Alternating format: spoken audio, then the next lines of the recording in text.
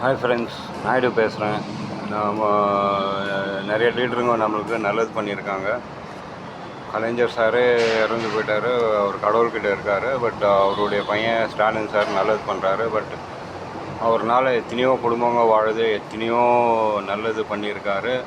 நினைவு சின்னங்கள் இருக்குது. பட்டு அவர் செத்து போனவங்க யாரும் அவர் மாதிரி தலைவர்கள் யாரும் கத்தின்னு ரோட்டில் திரிகிறது இல்லை.